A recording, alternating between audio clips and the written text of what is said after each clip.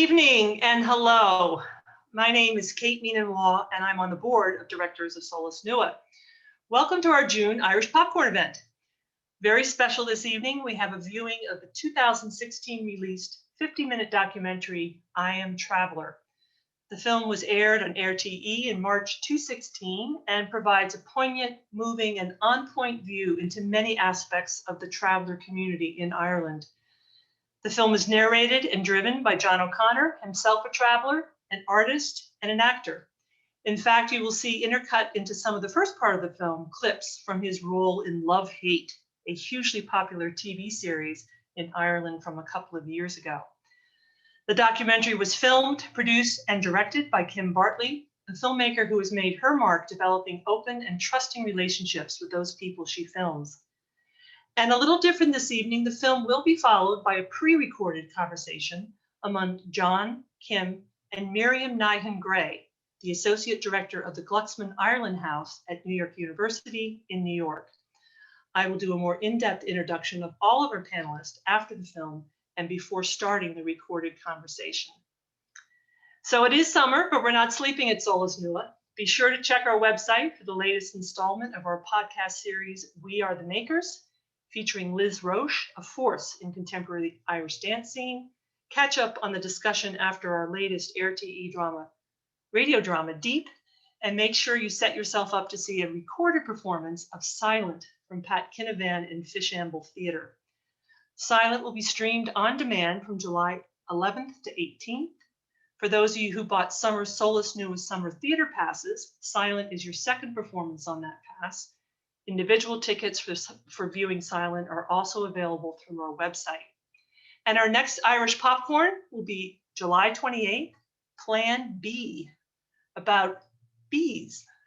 Now, because our post-film discussion is pre-recorded this evening, we will not be able to take questions, but we do invite you to make any comments about the film or the discussion in the chat feature. We will make sure our filmmakers and panelists receive them.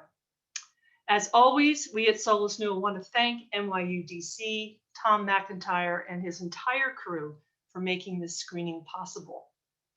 So grab your popcorn, your beverage of choice, and direct your attention to I Am Traveler. See you at the end of the film, but remember, after the panel discussion, the event will be ended. So see you in 50 minutes.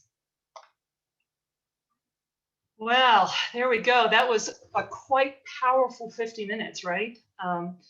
Let me reintroduce our panelists participating in the pre-recorded discussion session. And first, tremendous and outrageously, please accept my apologies, John Connors. I introduced you as John O'Connor in the intro, but you did learn quite a lot about him in the film. And you'll see that he's an activist, as well as an artist, actor, documentary filmmaker, and playwright. He's passionate about pursuing travelers' rights, issues surrounding depression and suicide, and the value of education and mental health support for the traveler community. He's been recognized with various awards for his acting roles in numerous Irish television series and films, including Love and Hate and Cardboard Gangsters. Kim Bartley, our filmmaker, producer, and director for the film, creates films that translate the depth and emotions that come only from being deeply conversant, empathetic, and familiar with her subjects. It will become apparent in the panel discussion that she and John collaborated full on to produce this amazing, compact documentary. Both she and John will also tell us a little bit about what projects are up next for them, both as individuals and as a team in the discussion. And finally, we are so very honored to have Dr. Miriam Nyhan Grey moderate the discussion. As mentioned, she is the Associate Director of Glucksman House at NYU. She is also NYU's Global Coordinator for Irish Studies, has taught extensively at NYU courses in Irish history and migration, oral history, and comparative migration. She is also the host of a weekly radio series, This is Irish American Life, on public radio station WNYE. She has initiated the Black, Brown, and Green Voices Project and serves on the board of the African American Irish Diaspora Network. Her interests are the intersections of migration, race, and ethnicity as a focus for comparing immigrant and ethnic experiences, and she was the perfect person to guide this conversation. So we thank you very much for doing this, Miriam. Again, you can continue to make any comments in the chat function during the course of the recorded discussion, and we will share them with all the panelists. I think they will be quite pleased to see the level of engagement in our audience this evening. This evening's event will end at the conclusion of the pre-recorded discussion. So please give your attention to Dr. Miriam Grey as she has a discussion with both John Connors and Kim Bartley.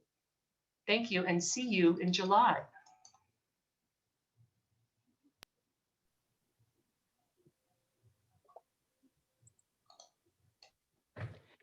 Thank you, Kate. I'm delighted and honoured to be here to moderate this chat with Kim and John, and hope you enjoyed I Am Traveller as much as I have rewatching it again today and indeed in the past. John, may I kick off our conversation today in the context of, I'm aware of our mainly American audience tuning in with us, and not everyone, it surprises me, well, maybe it shouldn't surprise us, I guess we Irish think that we're the center of the universe, but often in the United States, people aren't aware of the Irish traveller, the Minceir, the Pavi community.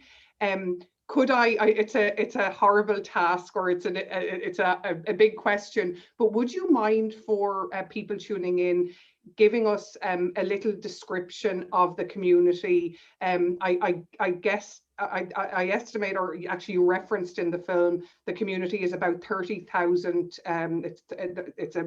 The demographics of the community are about 30,000. But for those unaware of this community in Ireland, could you give us a little bit of the history of it, if you don't mind?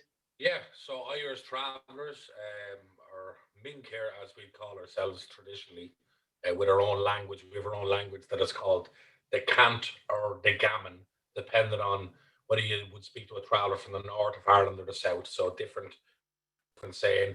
Academically, it was known as Shelta. We're Ireland's only indigenous ethnic minority.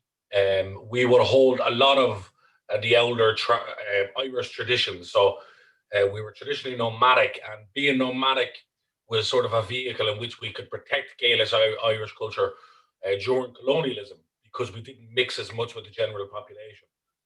So we kind of evolved in a different way, and in a way to protect all those kind of old customs. We still held on to that old Gaelic Tuatha clan culture, still to this day, living in the sites with your extended family all around you. And I suppose we've been on the margins of society since, especially since the Free State was formed, and we were targeted by successive governments after governments, and we were told to assimilate. There was policies brought in to assimilate us. There was, the 1963 report on itinerancy, we used to call us itinerants, that was led by Charlie Haughey, and he led that with the quote, "I'm looking for the final solution, the itinerant problem." And that was less than 2 decades after Nazi Germany used the exact same words as Hitler used. So there's been a lot of discrimination, a lot of state discrimination, a bad relationship with the state that has resulted in catastrophe after catastrophe. I'd say the worst being the suicide rate. The traveller suicide rate is 11%, which makes it, I'm pretty sure it's the highest per capita of any people, including people in war-torn areas. But nonetheless, we're still here, we're still surviving, and I Am Traveller was all a part of that, capturing that, what was happening there at that time, Could I just say something, Miriam, because it just struck me a couple of years, or maybe even a year after myself and John made I'm Traveller, we decided to go to the US to look at parallels between race issues and racism. So we found ourselves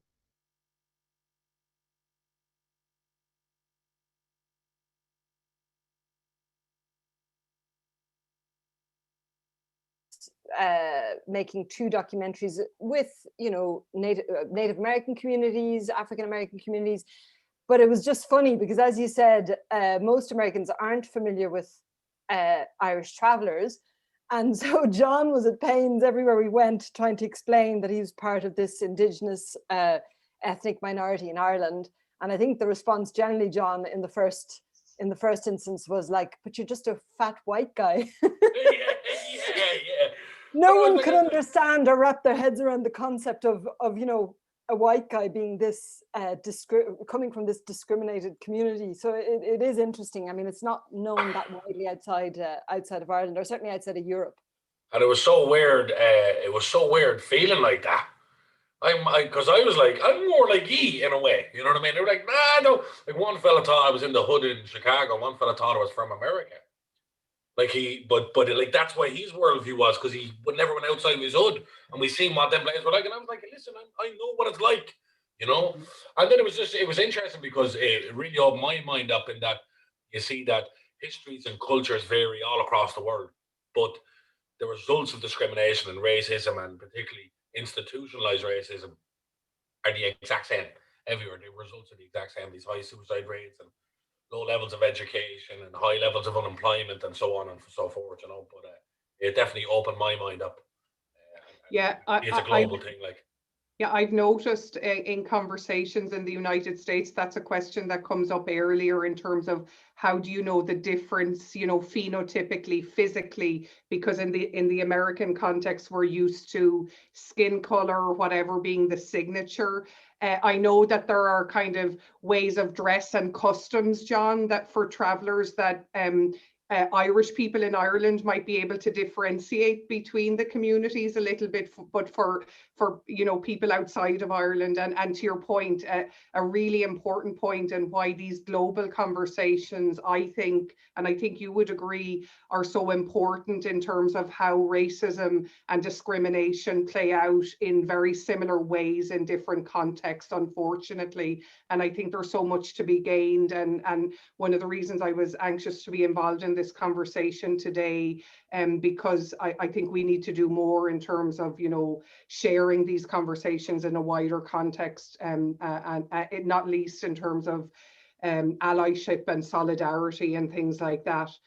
One of the things about I Am Traveller that struck me, and I'm anxious to know, John and Kim, how self-conscious this was for you both, in terms of, you know, John, you're the central protagonist in the film, and you know, it seems to me, at least as a viewer, that the representation of the community, you're providing a counter narrative to sometimes the narratives that are imposed on the community by the media, by commentators, by academics. How self-conscious was that for you both, so that, you know, voice was given, that the representation was kind of accurately done? I don't know who of you want to come in on that first, but I was just struck by that point in it. Well, I'll just kick it off and then throw it to John. But I suppose the kind of themes and issues that I'm interested in terms of documentary are always issues around social justice and human rights and that kind of thing. And I think that it's very difficult. I mean, there's a huge conversation around representation these days anyway, but I mean, it is very difficult to,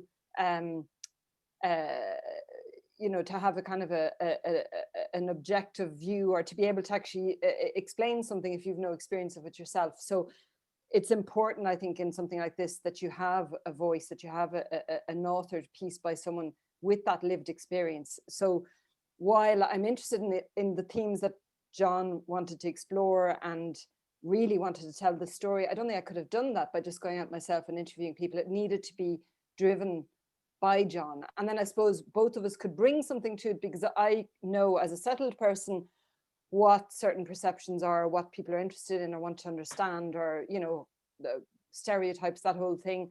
And then John, you know, has his take. So it was a good collaboration that way, I think, for me anyway. I think you too, John.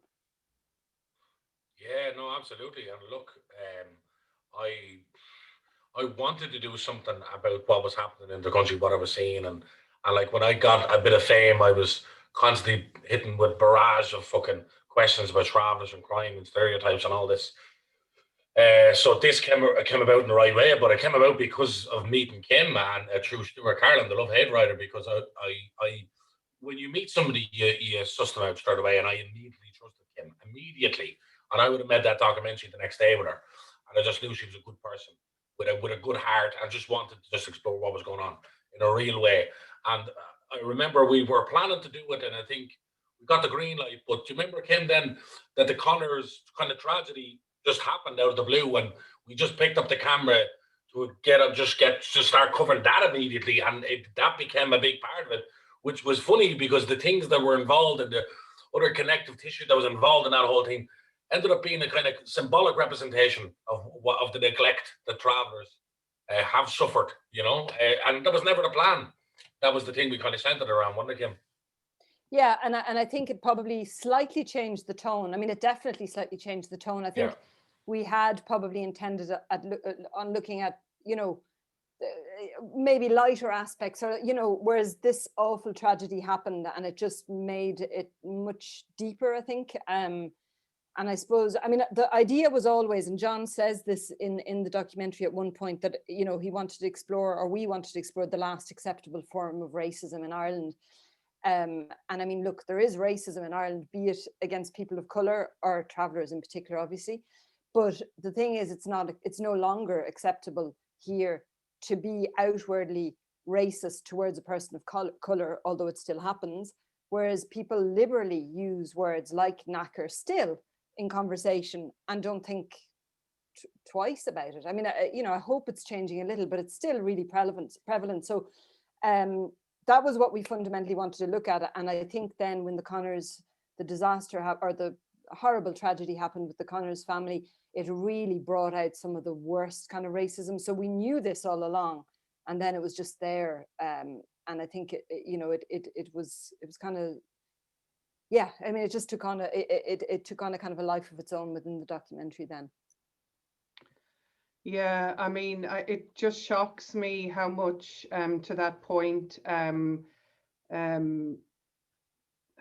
there's a blind spot or a separate kind of view towards this community in comparison to others, people who would be horrified to be discriminatory against other groups.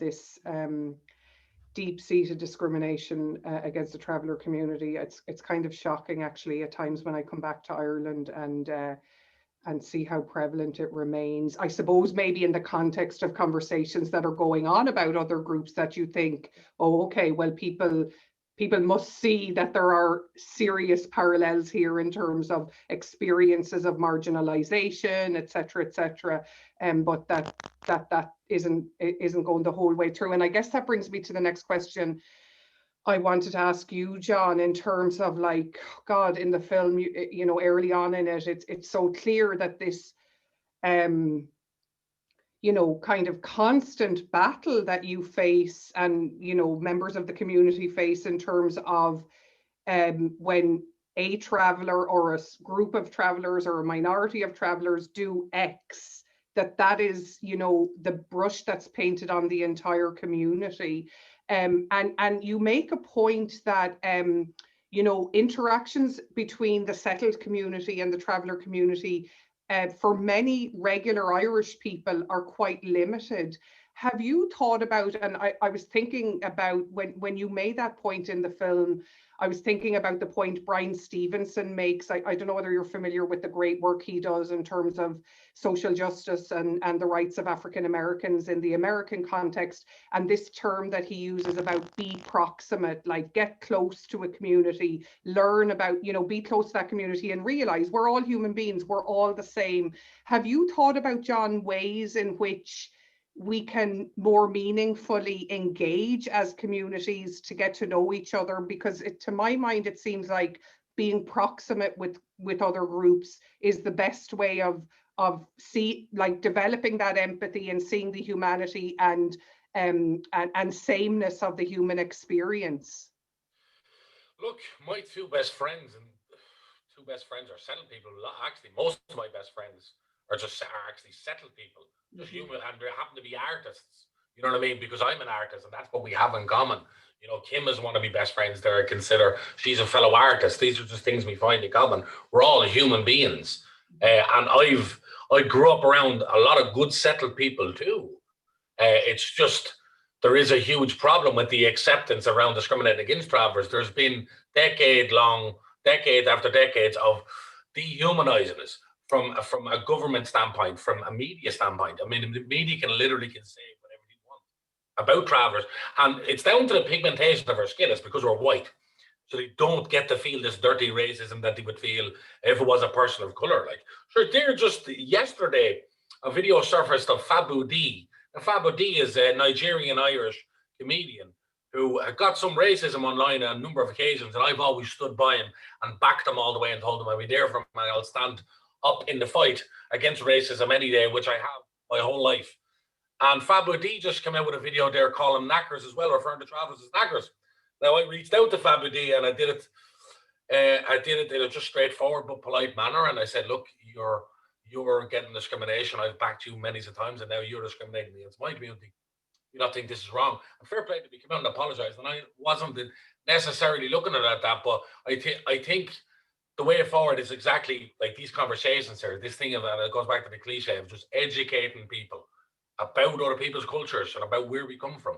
And also, when you get them as kids in school, that's the most important. Let's get them before they don't have all their core beliefs sewn up at like 7 and 8 and 9 years of age, because then it's harder and harder to get through to people, you know. Yeah, I mean, it just struck me, John. I don't know. I can't remember the name of the young boy you were talking to in the film. John Connors. John. Who had just left school, and he made the, you know, he's in school in the uniform, you know, and he's clearly an intelligent young kid. There's nothing else to mark him out as separate, but yet he is separate, and that feeds, or he is made to feel different or separated.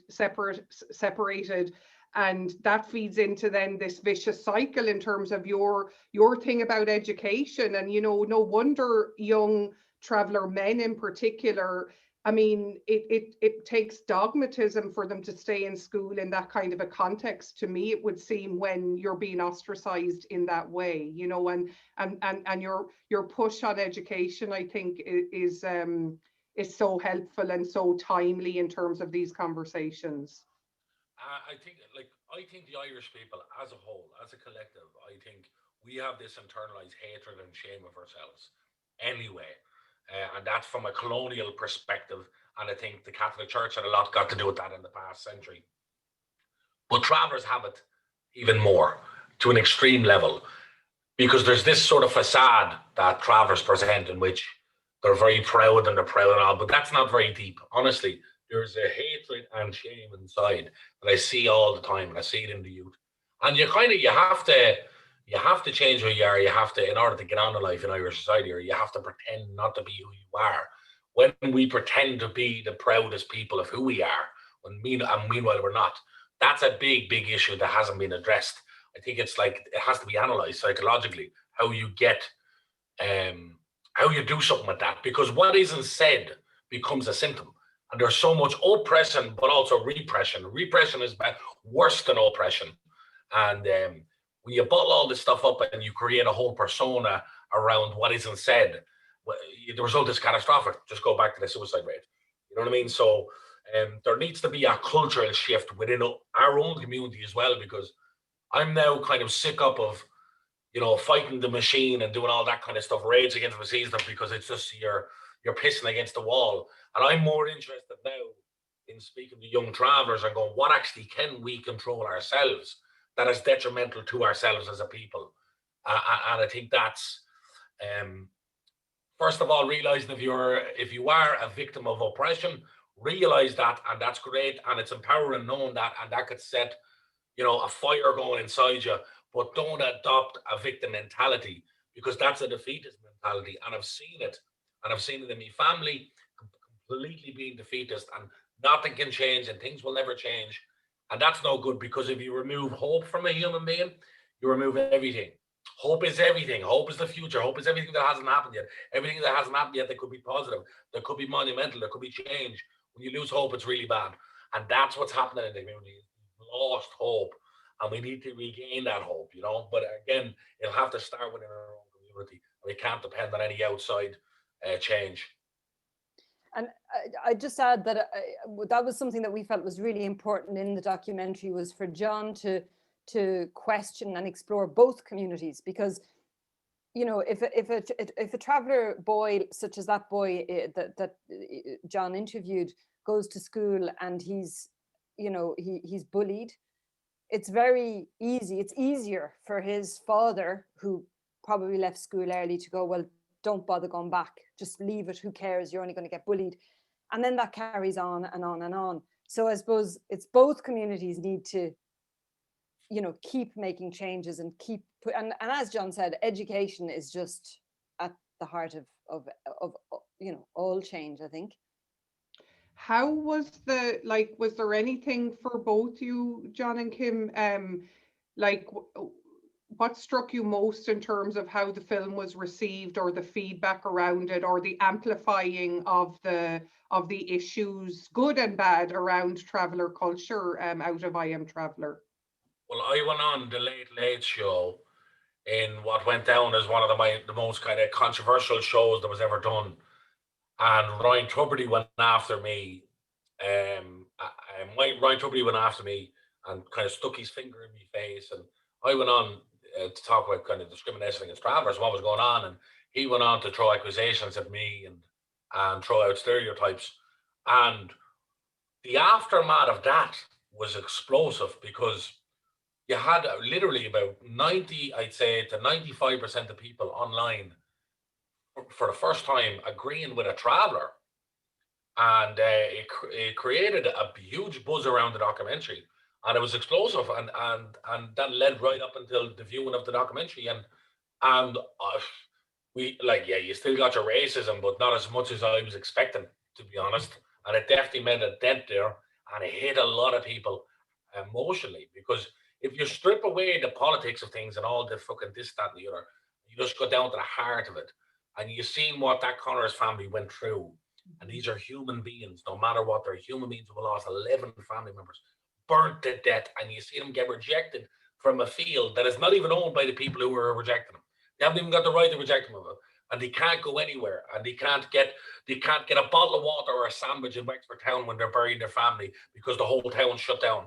And you see this, it's hard to deny it. And I think that made a really, really big impact. Well, what would you think, Kim? Well, I think there were a couple of things. I think that for anyone in the States who watched the documentary and isn't familiar with Love Hate, for example, that was the biggest grossing TV drama series in Ireland, in Irish history, I think, at the time, John, wasn't it? And John played a part in that, and that's where, when you referred earlier on to getting his bit of fame, that just suddenly that propelled him out into the public arena. And I think that was great, because that meant that people who would never have watched this, or had no interest, or had a particular view of travellers, watched because they were interested. They'd seen that series and they were interested in John and John's character and what have you. And I think it took courage for John to do that as well, because you're putting yourself out there. You're also in some instances being critical of your own community, which is never easy to do. But I really feel that I think it was really positive. I think it really got people talking. I think it got people thinking. I think particularly around mental health, I think that was a really big thing, and particularly amongst the traveling community themselves, because the amount of travelers that I've met since who have seen it. I mean, I think actually every traveler I've ever met since every traveler alive saw that seen it. documentary. Even in England and all, like the amount that got in touch with me. And I go back to the mental health thing, you're totally right, Kim. Do you remember, like, we sat around the table with a group of young traveller men who were talking about their mental health? Like, that's unheard of.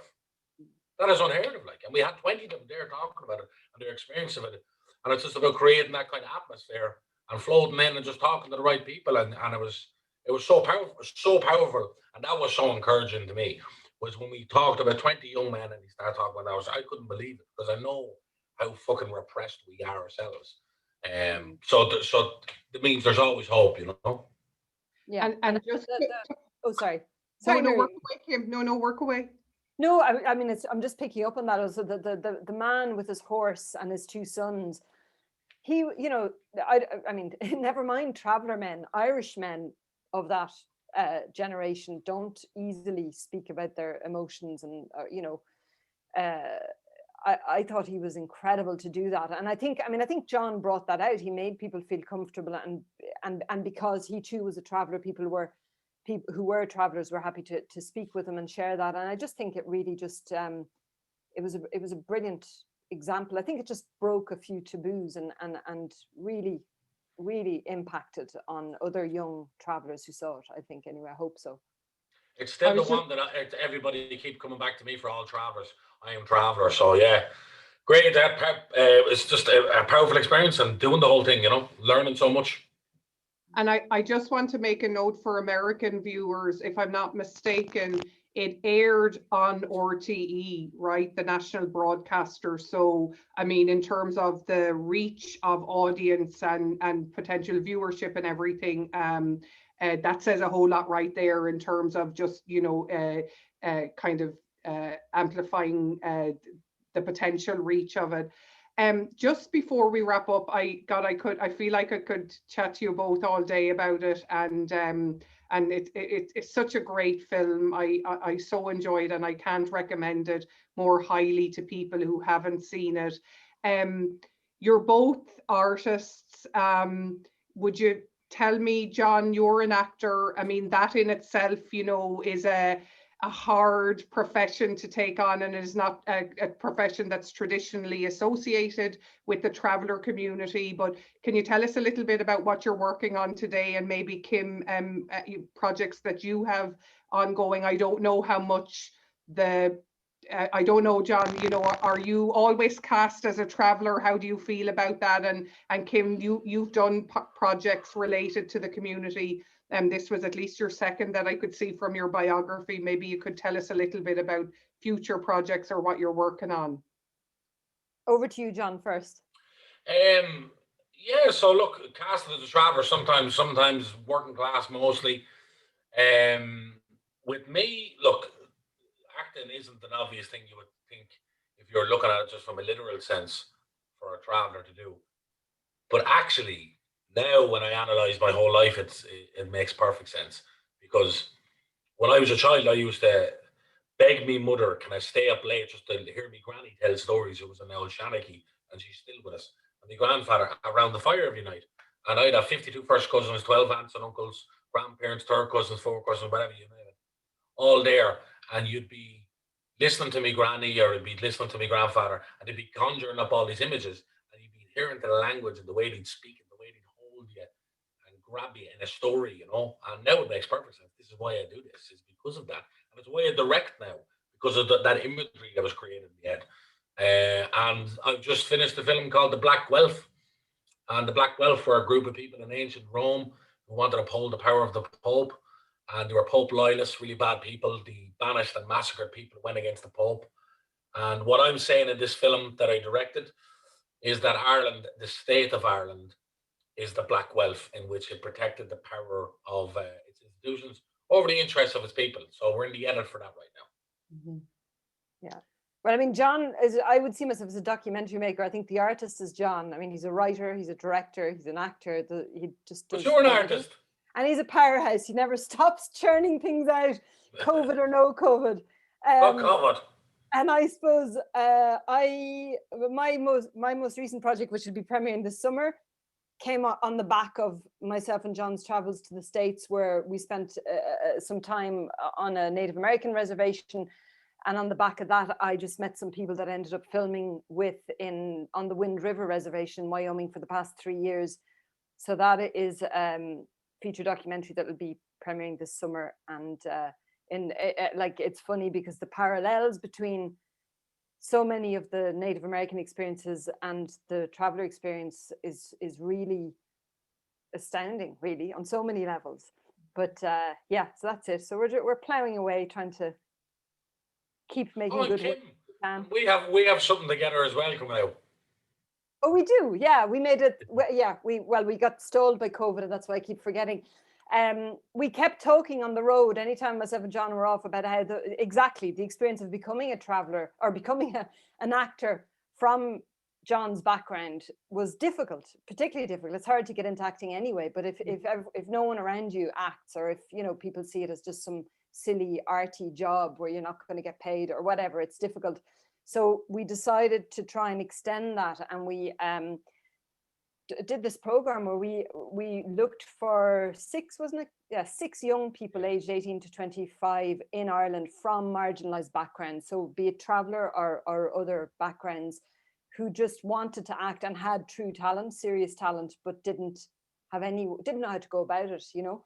And we got some of the biggest names in the Irish film industry, you know, Saoirse Ronan, Jim Sheridan, Jessie Buckley. They all became involved, and we coached them over, well, the summer last year in various aspects of filmmaking, but acting in particular. And now we've set them out into the world, and hopefully one day they'll be picking up Oscars. But we're just finishing the edit on that as a 3-part documentary. So wow, that sounds fascinating that both your projects do. Well, I for one am very glad, John, that was it your mom or your granny let you stay up at night, because the world of acting in Ireland is all the richer for your presence, and it's a real honor to have an opportunity to meet you and chat with you today, and indeed you, Kim. As I say, congratulations on I Am Traveller, and I hope that it continues to provoke these really important conversations, because as you say, John, if we're not talking, if we're not even having the conversations, we're in serious trouble. Congratulations, folks, and thank you again. Thank you, Miriam. Lovely.